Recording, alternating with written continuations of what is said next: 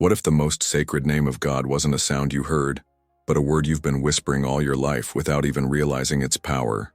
I am. Not a phrase, not a concept, a declaration, a doorway. Neville Goddard didn't speak of a distant God watching from the sky. He didn't teach you to beg, to wait, or to prove yourself worthy. He simply pointed to what has always been here, the still, silent presence behind your thoughts, the invisible author of every identity you've worn, that sacred center within you that quietly speaks two words before every experience you live: I am. But most people don't know they're using God's name. They don't realize that each time they say, I am tired, or I am not enough, or I am unlucky, they are not just describing reality, they are creating it, not metaphorically, literally. The phrase I am is not casual. It is the engine of your world. It is the signal that programs your subconscious, the tone that rewrites your biology, the spiritual contract you unknowingly sign with every word that follows it. This is not philosophy. It is ancient truth, encoded in the sacred texts and rediscovered by awakened souls.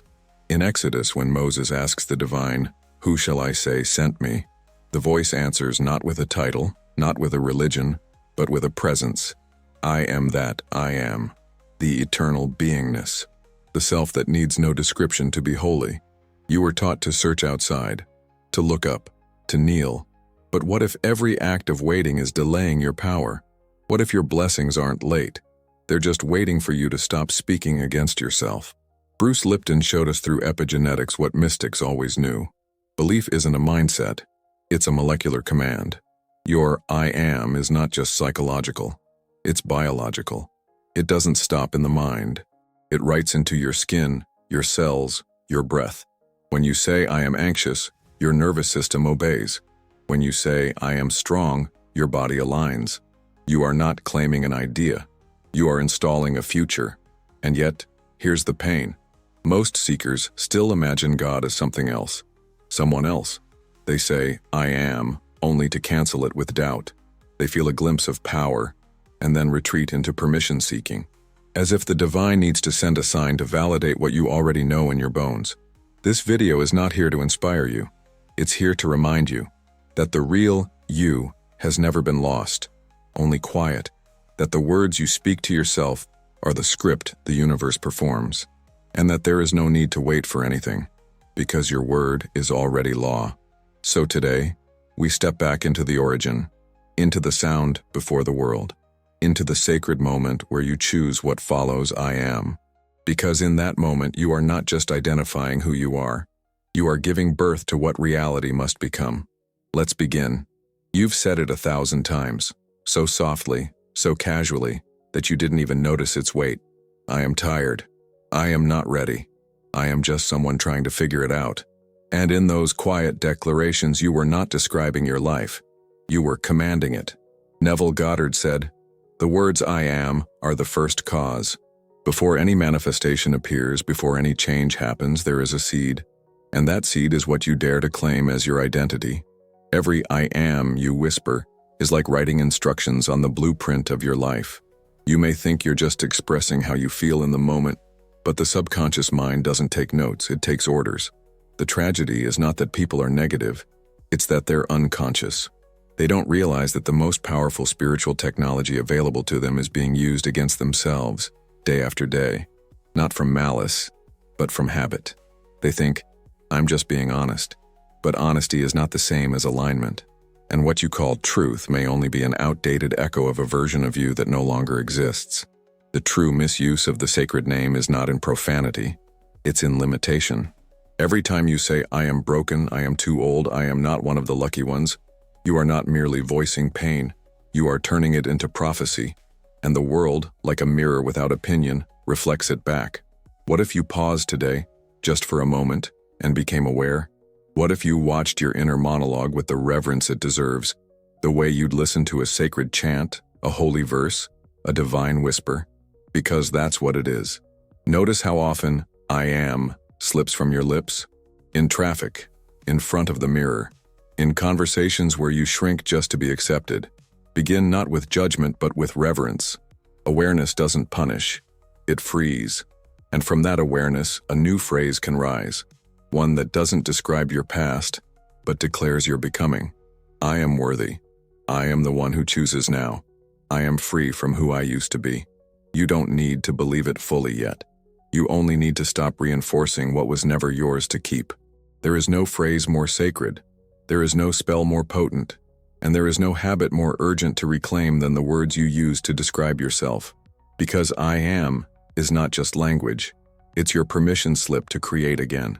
Across centuries, cultures have argued over names for God: Elohim, Yahweh, Allah, Brahman, divine mind. But when Moses stood barefoot before the burning bush asking, "Who shall I say sent me?" the voice didn't give a title. It gave a presence, a beingness, a vibration so pure, so essential it needed no embellishment. I am that I am. That moment wasn't just theological, it was alchemical. It revealed the deepest truth. God is not a being you pray to. God is the being you speak as. The creative force is not outside you. It's inside every declaration you make about yourself. You've been taught to separate, to think of the sacred as unreachable. But the only name of God that has ever shaped your life is the one you use every day, usually without thinking. I am. This is not metaphor. It is spiritual physics. Not a belief system, but a function. When Neville said, "Assume the feeling of the wish fulfilled," he was not asking you to fake it.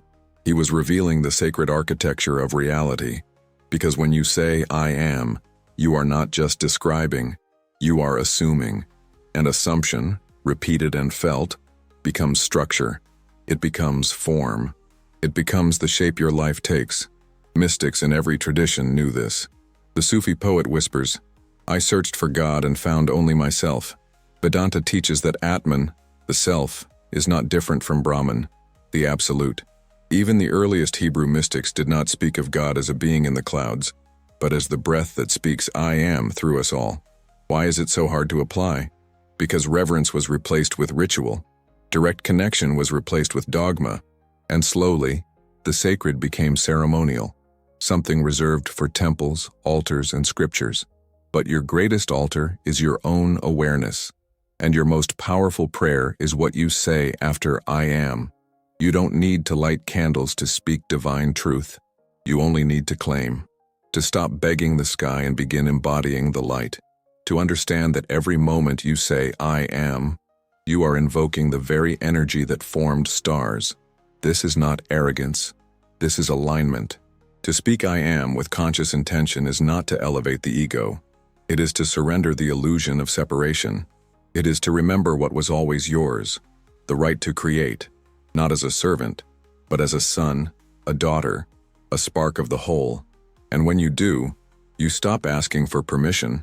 You stop hoping for signs, because the sign is in the speaking, and the answer has always echoed through you. I am. It begins as a quiet hope, a wish for confirmation. You say, "I am abundant," and then glance at your bank account waiting for the numbers to change.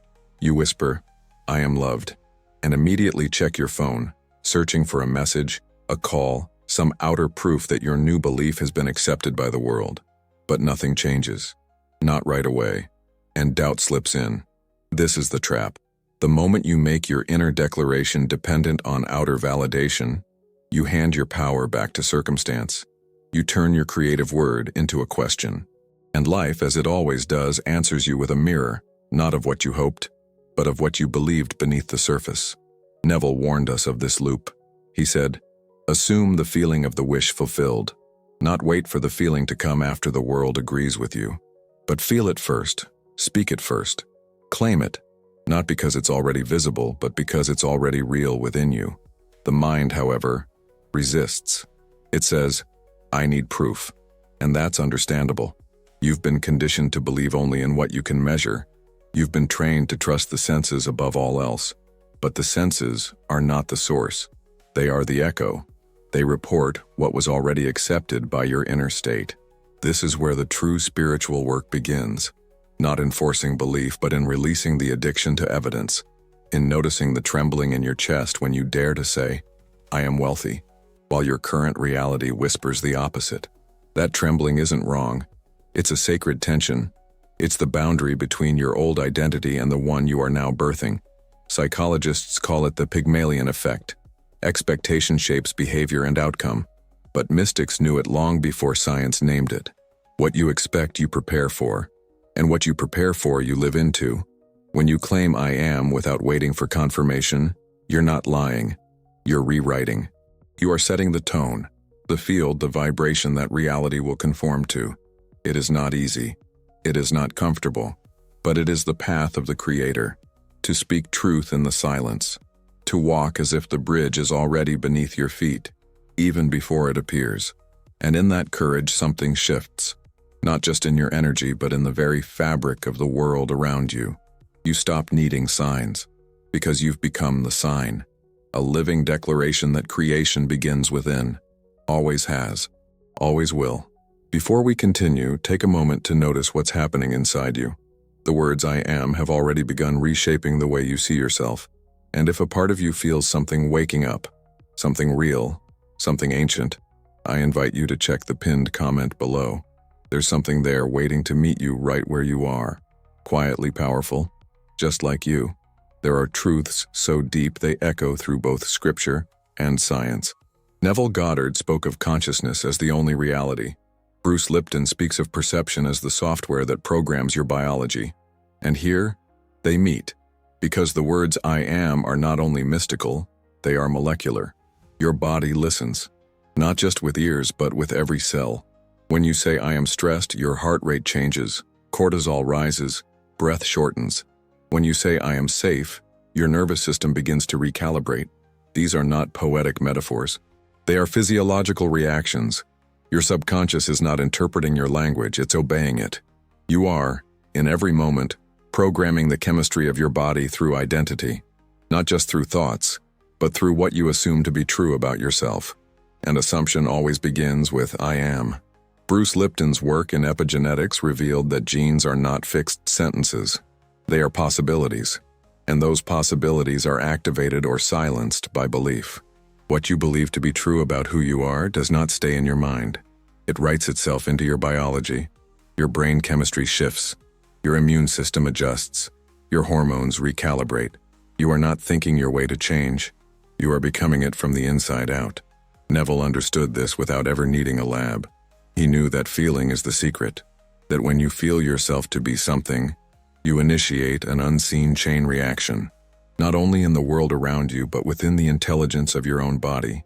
And this is where the sacred meets the practical, because you can begin every day not by checking your phone, not by measuring your worth against someone else's life, but by anchoring into identity, saying softly, fully, I am, and letting that name set the tone of your cells, your emotions, your choices. This is not repetition for motivation. It is conscious biological alignment. It is the merging of spirit and system. The realization that I am is not just a spiritual code, it's a physiological instruction. What you declare with I am becomes the architecture of your chemistry, the shape of your energy field, the baseline of your vibration. It teaches your body how to behave, and with repetition, it installs a new default, one that does not react from fear, but radiates from alignment. This is why it matters, because your body is not separate from your consciousness.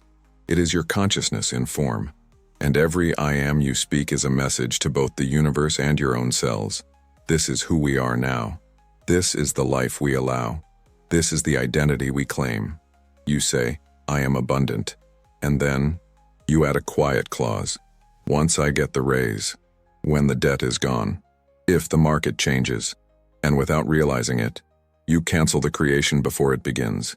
You place your becoming in the hands of something that hasn't happened yet. And your soul waits in silence while your mind continues negotiating with time. Neville Goddard warned that conditions are the enemy of assumption, because the moment you place a condition on your I am, you are declaring, I am not that yet. And the subconscious hears the truth behind your words, not the hope, but the hesitation, not the desire, but the delay. You believe you are being realistic, grounded, responsible. But what if that logic is just the disguise of doubt? What if placing your truth in the future is the very reason it stays there? Because life does not respond to your wish. It responds to your state. And your state is revealed in what you assume as true now. It's like having the key in the ignition but refusing to turn it. You hold the power to move, to change, to start, but you wait for something outside of you to give you the signal. And in that waiting, you affirm lack. The divine does not speak in futures. It speaks in presence, in the eternal now. When God said, "I am that I am," it was not a promise. It was a statement of being, pure, complete, undivided. So when you say, "I am abundant," once this happens, you fragment the power. You take what is whole and scatter it across timelines. You postpone the energy of fulfillment, not because it isn't real, but because you haven't let yourself feel it without needing proof. The solution is not to force belief. It is to remove the condition, to let the statement stand alone. I am abundant. Period. No exceptions, no apologies, no bargains with circumstance. That kind of clarity has weight. It settles into your nervous system. It instructs your choices. It opens new timelines. Not because the words are magic, but because they align you with a self that no longer negotiates its truth. The invitation is to stop pushing your becoming into the horizon. And to remember that every time you declare "I am," you are not waiting for permission. You are turning the key. You are starting the engine of a life that already exists, and choosing to live it now. There's a moment we've all felt, though few dare to admit it. You speak the words, "I am worthy," but somewhere inside, it trembles. It doesn't feel true. It feels forced, like putting on clothes that don't quite fit. You say, "I am confident," but your voice betrays uncertainty. You declare, "I am abundant," yet your breath still catches when bills arrive. This is where the real conflict lives, not in the world, but within. The words you say, and the identity you still carry. The new affirmation collides with the old belief, and your body feels the tension, your mind senses the contradiction, your energy splits. This isn't failure. It's the friction between who you were trained to be and who you are now daring to become. Neuroscience calls this cognitive dissonance, the inner stress caused when your outer words no longer match your inner programming. But Neville Goddard already understood this. He knew that parroting words means nothing if they aren't fused with feeling. That identity isn't rewritten by repetition alone, but by imagination deeply felt. You don't need to fake confidence. You need to enter it, with your senses, with your breath, with your inner eye, not as performance, but as preparation. You are not trying to trick the universe. You are training your nervous system to hold a new frequency, a new self. When you say "I am," you are not required to feel perfect. You are simply choosing alignment. You are not lying. You are leading. You are showing your inner being the new direction. And like a compass adjusting to true north with repetition, with immersion, something begins to shift. This is not about forcing positivity. It is about embodying possibility.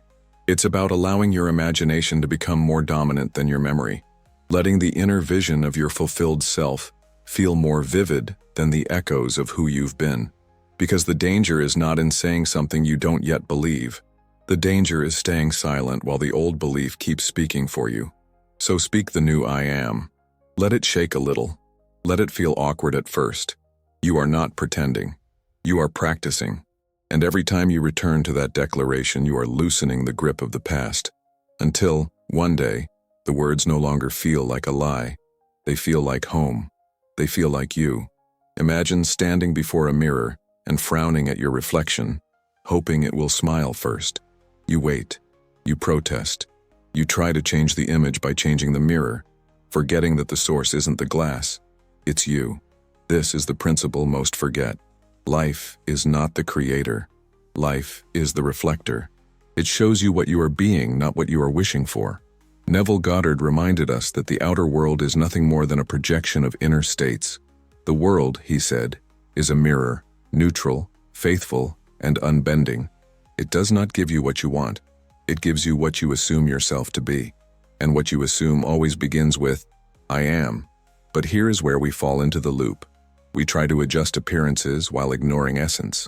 We try to change the job, the partner, the balance in the account, thinking that the rearrangement of circumstance will finally allow us to feel different inside.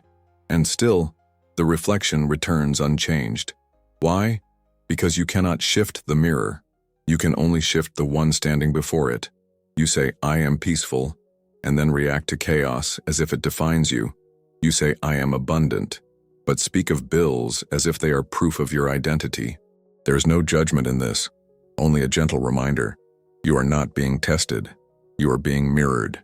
And the mirror is not cruel. It is precise. It reflects what you truly claim, not what you temporarily recite. It reflects consistency, identity, vibration. It listens to your being, not your begging. This is why arguing with reality is like arguing with your own shadow. The world does not lead you. It follows. It waits for your definition. And the moment you shift the I am at your core, the outer must respond, not as reward, but as echo. When you accept this, you reclaim the power you once gave away. You stop chasing, you stop waiting, and you start choosing, not by forcing change, but by becoming the version of yourself that no longer needs to fight with the mirror. You understand that the reflection changes the moment you do, not before, not after. So the question becomes simple, sacred, and confronting. What are you willing to claim, even before the mirror shows it back?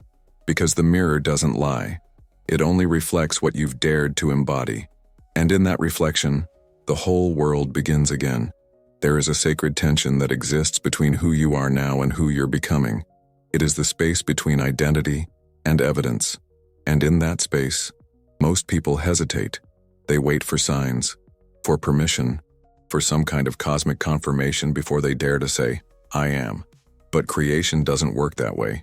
The world doesn't hand you a new life and then ask you to believe in it. It waits for you to believe, and then it builds around that belief. Neville understood this deeply. He taught that every outer manifestation must first be assumed within, not hoped for, not wished for, assumed, as real, as done, as yours. And yet, fear creeps in. What if I'm lying to myself? What if I sound ridiculous? What if nothing changes? These aren't just questions. They are the echoes of past conditioning, where you were taught to be humble, realistic, cautious, as if claiming power too early was a sin, as if waiting made you more worthy. But the truth is far more liberating.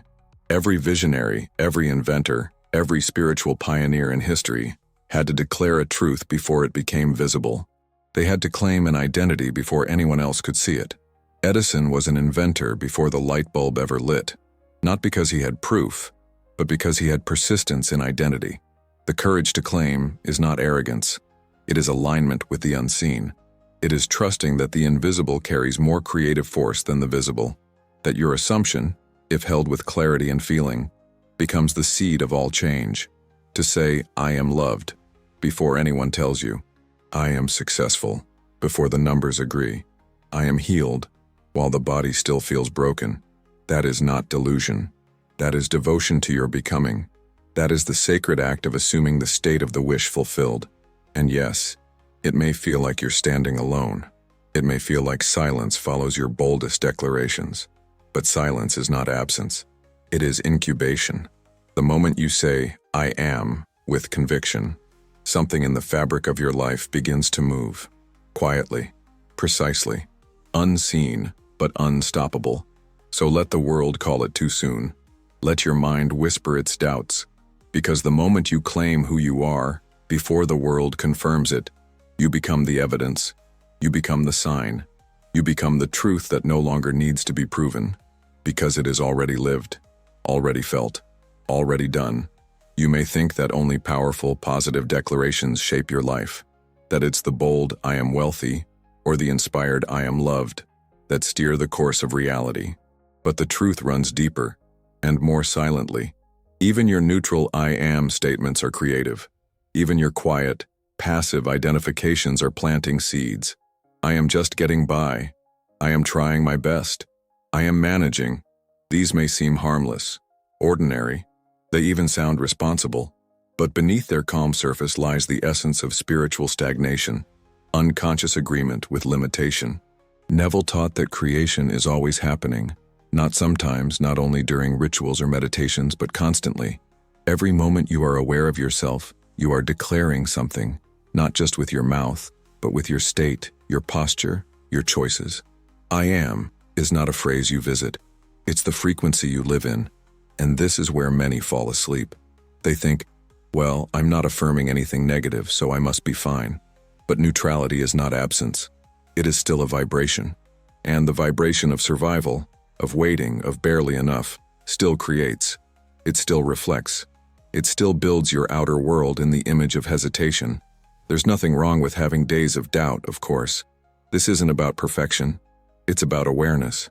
About realizing that the seemingly innocent identity of, I'm okay, I guess, is not passive. It is formative. It is shaping who you think you are, and therefore, what the world is allowed to give you. You don't need to be loud to be powerful. You don't need to shout affirmations from the rooftops. You only need to choose consciously to move from, I am just here, to, I am choosing presence. From, I am doing what I can, to, I am aligning with who I already am. Small shifts, subtle recalibrations. That's all it takes. Because when you bring awareness into your I am, even the smallest upgrade becomes a portal, a new tone, a new frequency that reality must eventually match. And that's the quiet miracle. When you stop speaking as someone surviving and start speaking as someone remembering. When you allow your neutral declarations to evolve into conscious invitations. When you treat even the most casual thought about yourself as sacred. Because every I am counts. Everyone is a seed. Everyone is an echo through the quantum field. And the field always responds, not to volume but to vibration. Power does not come from intensity. It comes from consistency. One declaration of I am can spark a shift, yes, but it is the daily embodiment of that truth that transforms a life. The sacred becomes structural when it is woven into rhythm, into habit, into how you begin, correct, and close your day. Neville taught that the subconscious does not respond to scattered effort. It responds to repetition fused with feeling. The identity you claim once is a spark. The identity you claim daily becomes the flame. It imprints on the subconscious not just through words but through frequency. Steady, felt, and familiar. This is not about adding more spiritual tasks to your day. It's about anchoring your state in the moments that already exist. You don't need more time. You need more presence in the time you already have. And that begins with a sacred rhythm of identity. Morning. Before the world touches you. Before you scroll. Before you react. Declare. Not in force, but in clarity. I am aligned. I am fulfilled. I am living from the end. Let this be the tone that sets the emotional atmosphere of your day. Not to control the future, but to meet it as the one who already knows who they are. Midday. The hours unfold. You encounter contrast, noise, maybe even frustration. And here is the moment of correction. Not punishment, not shame, but gentle awareness. Notice if your I am has shifted into doubt. Notice if survival has crept back in. And simply return. Speak again. Reset the tone. I am calm. I am provided for. I am centered. Let this midday whisper realign the direction of your being. Evening. As the world quiets, your subconscious begins to open. This is the threshold, the final breath before sleep. And in that breath, you imprint, not with worry, not with questions, but with identity. I am complete. I am the embodiment of my highest vision. I am resting in what is already done. Fall asleep as the version of you who no longer waits. Let your dream state be a rehearsal for the life that's arriving. 3 moments. Morning, midday, evening. Not rituals of effort, but rhythms of remembrance. These are not demands. They are alignments. Identity practiced is identity installed. And identity installed is reality changed. Because when your I am becomes a lifestyle, not a technique, when it becomes a natural rhythm, not a performance, you don't just change what you manifest. You change who you are. And who you are is the only thing reality ever responds to. I am is the root of all creation. Dare to claim it now. The power you seek has never lived outside of you. It speaks softly through every I am you've ever uttered. Not as a wish, but as a command. The world you experience is not a reward or punishment. It is a mirror reflecting what you've assumed yourself to be. Neville Goddard reminded us that life doesn't respond to what we want. It responds to who we are being. And that being begins with identity. With I am. This is not metaphor. It is the origin of all manifestation. Before the form, there is the feeling. Before the change, there is the choice. And the choice is always, what am I calling myself now? Still, many hesitate, afraid to sound arrogant, afraid to feel foolish. So they wait. They bargain with life. I'll believe it when I see it. But the mirror doesn't show you a smile until you smile first. The reflection is never the source. Science affirms this too.